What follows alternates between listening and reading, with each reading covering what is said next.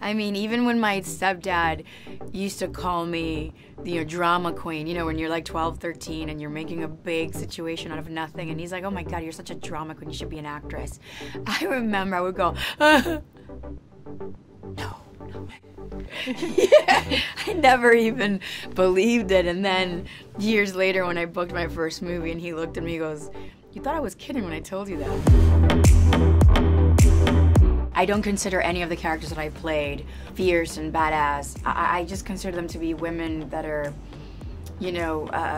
filled with complexities. I really like to tackle their flaws instead of just like highlighting their strengths.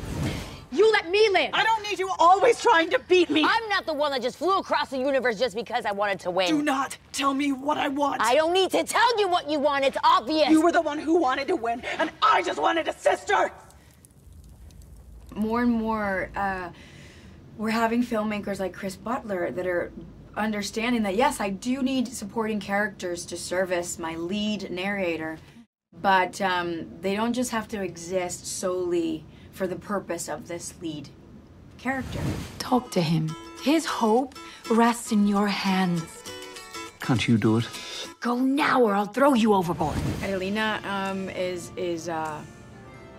she's lost. She's an immigrant and she dealt with that kind of displacement, and then she lost her husband and she dealt with that loss, and now she's, she finds these two characters right at the point in her life where she's trying to say, like, who am I? Like, what do I want to do? Where do I want to go? Embarks on this journey with them, and then ends up not only helping somebody else, which is a totally amazing, selfless act, but realizing also that she has what it takes to be an independent entity and to not really choose. She doesn't have to choose to be with someone. She can just be on her own. He's got a defenseless girl.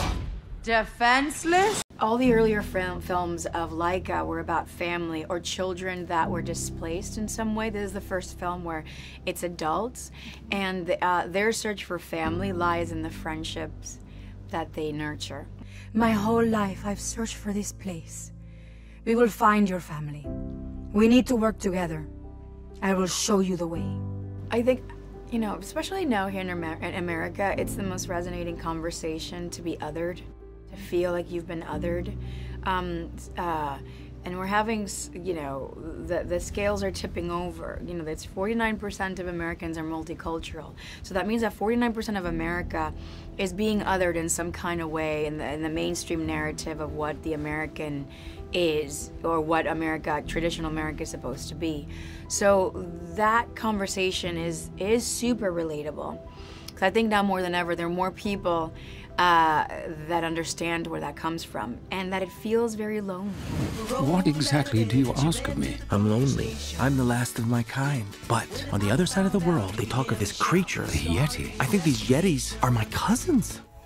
My mother is always that kind of individual that every time I'm about to walk out the door, whether it's to go to a new place or on a new adventure or audition for something or meet some in-laws or whatever, she always, right before I walk out, Zoe, what, Mom?